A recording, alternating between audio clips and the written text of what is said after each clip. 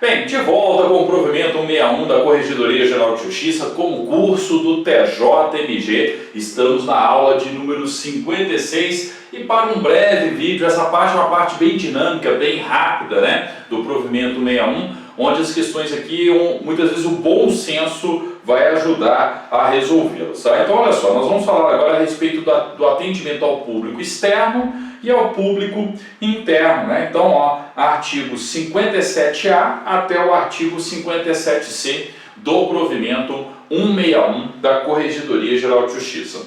O atendimento aos magistrados, representantes do Ministério Público, advogados e ao público em geral deverá ser realizado no foro judicial com presteza e urbanidade, prestando-se as informações requeridas e dando-se recibo de documentos e outros papéis que forem entregues em razão do ofício, ressalvadas protegidas por sigilo. Então, uma questão simples aqui, ó, quando eu falo do atendimento aos magistrados, membros do Ministério Público, advogados, público em geral, o servidor deve fazer o atendimento, gente, com presteza e urbanidade, né? E sempre ali, ó, dando recibo dos documentos que lhes são entregues, tá? Guardando ali, ó, muitas vezes o dever de sigilo quando for algo de natureza sigilosa, tá? Então, o atendimento aos magistrados, representantes do Ministério Público, advogados e ao público em geral deverá ser realizado no foro judicial, no edifício do fórum, né?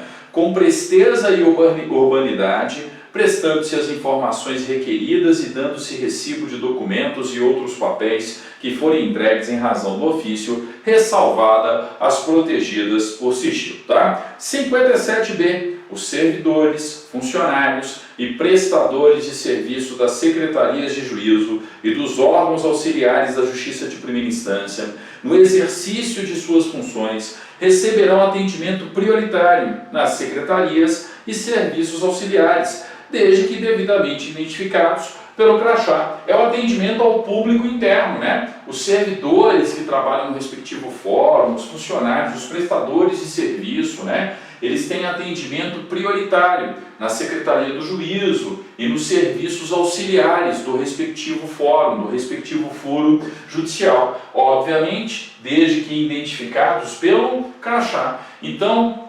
um servidor de uma Secretaria de Juízo, quando chega no serviço auxiliar da distribuição, quando chega na contadoria tesouraria, obviamente ele vai ter ali um atendimento prioritário, né? Afinal de contas, o serviço da sua repartição depende muitas vezes ali daquele ato, daquele documento, daquele serviço que ele precisa, né, por parte de um outro departamento, de um outro setor do foro judicial, tá? Então, uma questão simples aqui é o atendimento ao público interno de forma prioritária nas secretarias e serviços auxiliares, desde que devidamente identificados pelo crachá. Parágrafo único. Os servidores, funcionários e prestadores de serviço de que trata o caput desse artigo, quando do recebimento de protocolos, documentos, objetos ou expedientes internos, deverão assinar o formulário de recibo, apondo o número de matrícula funcional, né? Então, ó, eu tenho que assinar, receber ali um determinado documento. Tem um livro de protocolo, né? Eu tenho justamente ali um controle dos registros, dos documentos que são recebidos, dos documentos que são encaminhados de uma secretaria para outra, de um órgão do respectivo fórum para outro, né? Então, obviamente, ó, o servidor que receber, ele deve assinar o formulário de recibo, apondo o número da matrícula funcional. Então, o importante aqui, se é que o examinador vai cobrar isso, né, gente, tá? É que não basta simplesmente a assinatura, tem que colocar a assinatura com o respectivo número de matrícula funcional, tá? 57C. As assinaturas apostas pelos servidores e prestadores de serviço da Secretaria de Juízo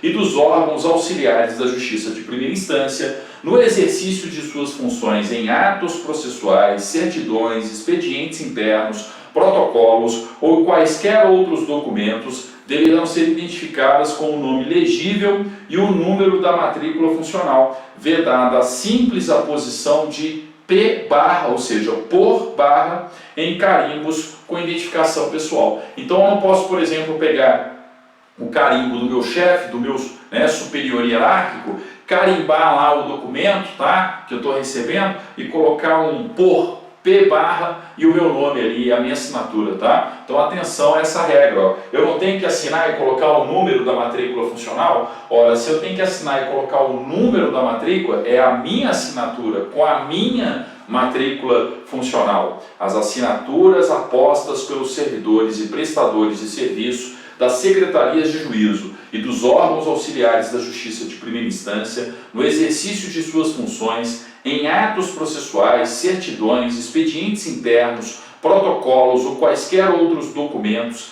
deverão ser identificadas com o nome legível e o número da matrícula funcional, vedada a simples aposição de P barra em carimbos com identificação pessoal. Ok? Então, ó, com isso aí, a gente termina, em termos práticos, a aula de 56, tá? A aula número 56. Próxima aula, a gente vai finalizar essa parte aí do provimento 61/2006 da Corregedoria Geral de Justiça, falando a respeito do diretor do foro, competências que são acrescidas aqui. Vocês já estudaram a competência do diretor do foro lá na Lei de Organização e Divisão Judiciárias, tá? Só que o provimento 61 da Corregedoria Geral de Justiça também acrescenta, também traz, muitas vezes até mesmo um detalhamento daquelas competências do diretor do foro que nós já estudamos na Lei de Organização e Divisão Judiciárias, ok? Obrigado, até o nosso próximo encontro então, dando continuidade ao nosso curso de atos de ofício para o concurso do Tribunal de Justiça do Estado de Minas Gerais.